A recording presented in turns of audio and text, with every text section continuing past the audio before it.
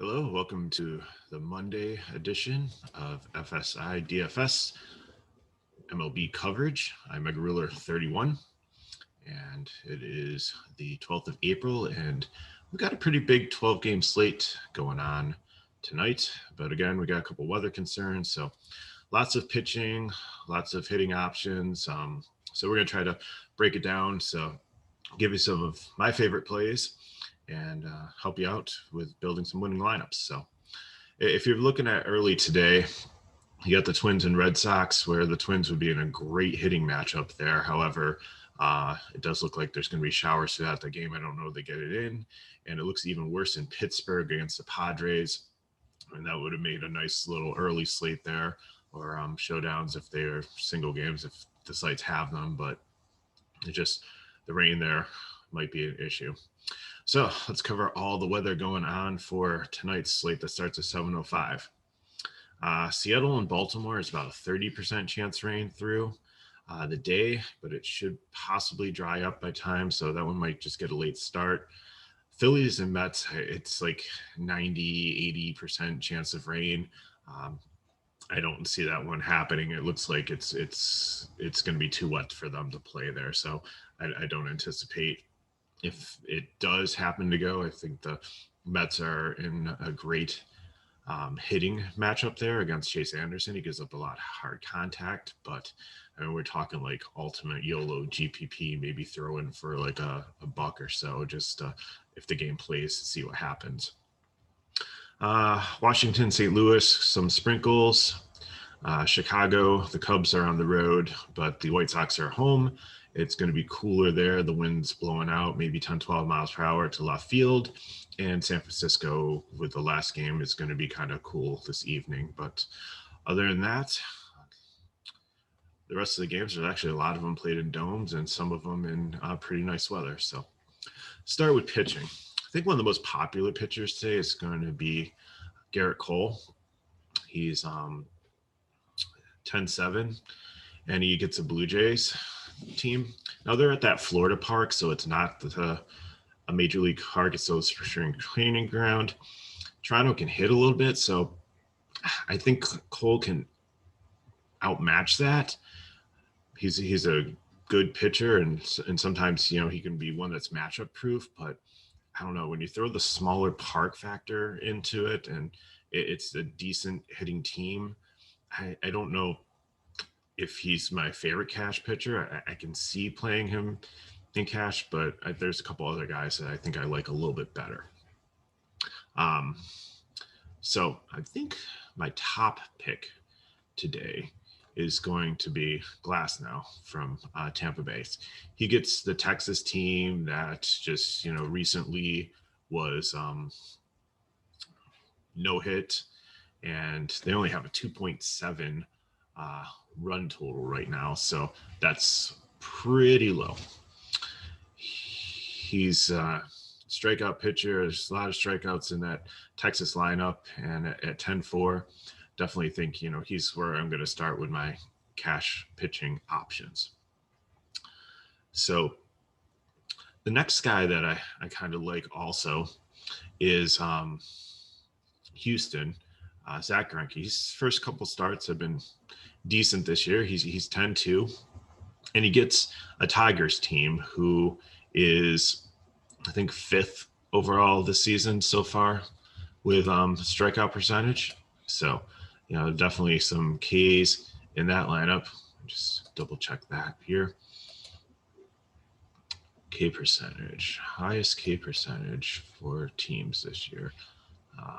Baltimore, Texas, Chicago, Seattle, and Detroit, yes, is number 5 so far.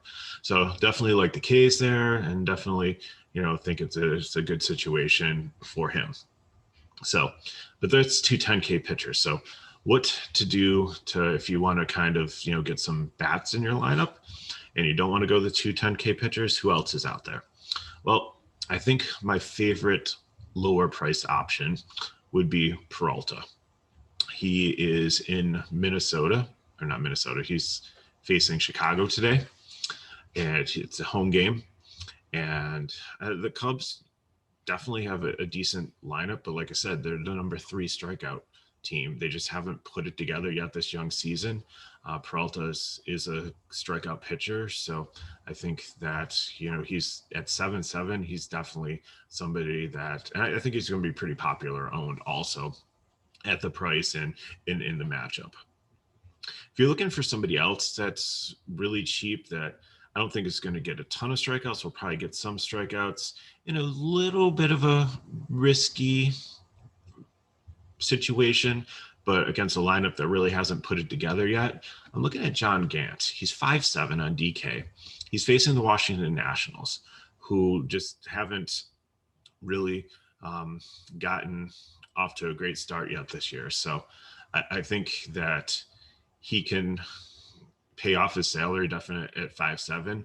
And if you're trying to get some more bats in your lineup, that definitely is going to help. And he's a good pivot. It saves you 2Ks off of Peralta, who's probably going to be the chalk SP2, and a good opportunity to save some money to go up. If you really want to go off the board, Alcara for the Marlins, he's got a Braves team in kind of the same situation. Freeman's been good hitting, but the rest of these guys really aren't off to great starts. They're 9th in strikeouts so far.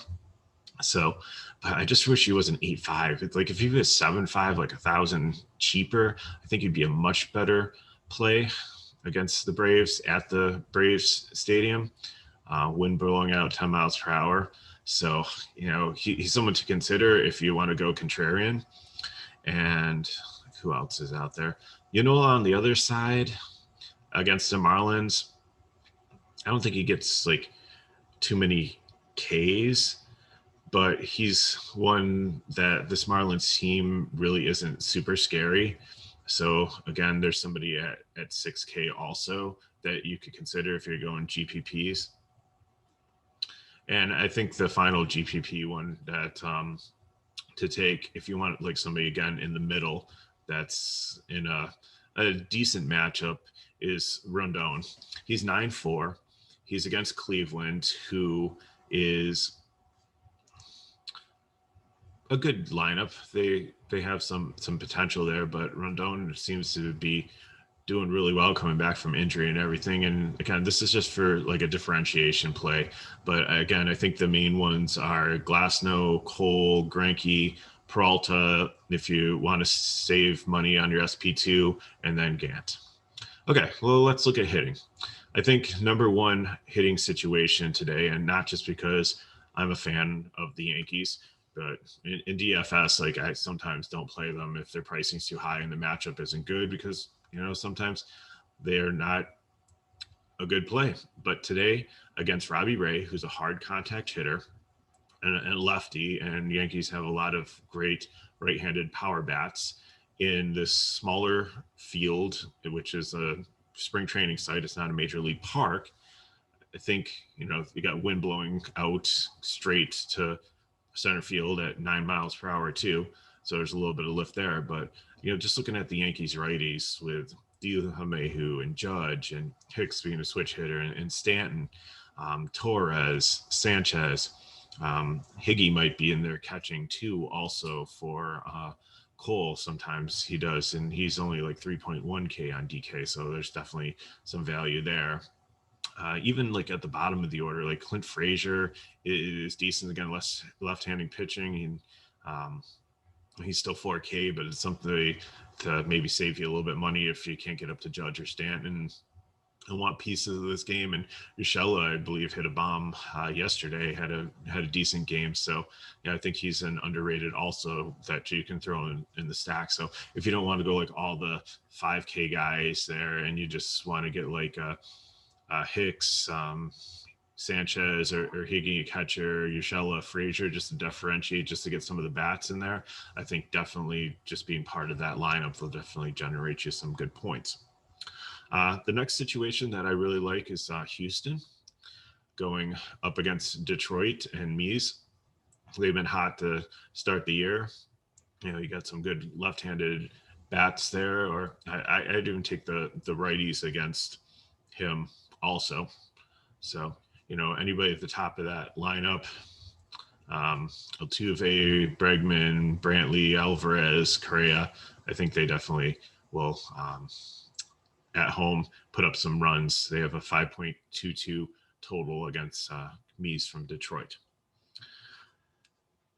I think the next stack is going to be very popular, but I don't know about this one. I think a lot of people are going to be on the Oakland Athletics against the Diamondbacks, especially in Madison Bumgarner, who's was a good pitcher back years ago, but he's just not the same pitcher anymore. So, but Oakland is like dead last in on base percentage and average in Major League Baseball. So I don't know if I want a full stack of them. I think a lot of people are going to go after them. They're cheap. Matt Olson definitely at 4-4 at actually not Matt Olson, but Matt Chapman. Get my maths on Oakland messed up sometimes. He's at third base. He's 4-4. I think he's probably one of the best matchups there. I might take some other value pieces from this game, but I don't know if I'm going to go full on stack. I'd actually, stacking wise, would love to. My third favorite one would definitely Cincinnati. They remain hot. They're against Aaron Sanchez. Again, I said the game's going to be a little bit cooler, and that's not necessarily a hitter's park, but with these guys with Moustakas and Votto and Winkler and Naquin, like he's only 3.8, and he's been hitting for power. Has had a really good start to the season, so definitely like there. And even on the other side, this San Francisco team could throw out potentially 8 righties. Like Yastrzemski might be the only left-handed batter for San Francisco. So all these righties, and they're relatively cheap too, all mostly, in the mid 3K level. I think the highest one would be Longoria, and he's only like 4.3, so that's not bad too. So like San Francisco there also. If you're looking for your GPP stack, I think Fetty is not a great pitcher for Washington. So St. Louis would be some bats to take against him. I think that's a sleeper stack there.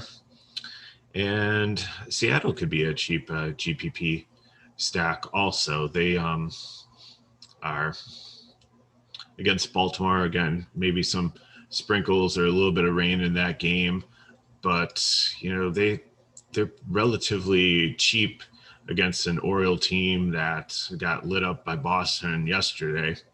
So starting pitcher isn't good, and the bullpen isn't good either. So definitely some opportunities there. I still like Kansas City versus the Angels. Also, if you're looking for some other GPP stacks to play, but definitely I think the Yankees are the favorite one to take, followed by Houston. Do what you want with Oakland. Like I said, I'll be taking some pieces there, but I don't think I want a full stack of them. And then like the Cincinnati and San Francisco game is where I'm really going to start to target to try to find some decent value. So speaking of value, let's look at some plays by position that are out there that might be a good. So starting at catcher, like I said, I mentioned Higgy if he's in, Elvia for Washington. He might only get you 5 or 6 points, but he's like 2-3, which is very, very cheap. So like him there. Going to first base, Flores, who's first and third base eligible against in that. I always like him against right-hand pitching or left-hand pitching. And White from Seattle, again, is cheap. He's 2.9. Telus, if he's in versus Cole, and I think I might play like $1 GPP stack against Cole. Cole's a great pitcher. He's a strikeout pitcher. He usually has a low ERA, but he does give up some hard contact at times. So I think, maybe I'll throw together $1 Toronto Blue Jays stack in the smaller stadium there is kind of contrarian if he's the chalk pitcher, and if it goes off, there's some huge leverage there. So looking at second base, Matt Carpenter, 3.2. Jed Lowry, I think, especially if he's batting second, I could take him at 3.7. Solano, I like also going back to San Francisco. He's at 3.4. Third base, again, I think I don't really want to go for value there. I think I'm just locking in like Matt Chapman. I think he might be my favorite play on the slate. And shortstop, Durbin, again, going to San Francisco. He's 2-6. I know he bats down further in the order. Maybe he'll move up a little bit today. I think, there's a lot of good punts like Nicky Lopez and Valakia from Baltimore. I think you either pay up in that position, like you take Torres if he's in for the Yankees, the right-hander, in that great situation there, or Correa from Houston, or you just pay down in one of those punt positions there. And outfield, lots of options. Piscotty, like we mentioned, Jackie Bradley Jr., if he's leading off for Milwaukee, like him. Corey Dickerson's always cheap and seems to be producing for DFS really well at the top of the order. He's only 3-1, which is good. Soler always seems criminally underpriced at 3-3 for Kansas City. Slater, if he leads off for San Francisco, I always like Calhoun too at 3-4. He's always done well hitting when he's got the platoon advantage there. Luplow, Cleveland, if he's up towards the top of the order, he's one also that I like. So lots of options. Hopefully, a 12-game slate that we covered a lot here. But again, it's going to be a decision. Are you going to pay for the two 10K pitchers, or are you going to go either Glasnow, Cole, or Greinke and Peralta? And then, are you going to go for the high price bats, or are you going to build a balanced lineup? So I think there's a lot of options for success tonight, and hope whatever you do goes well for you.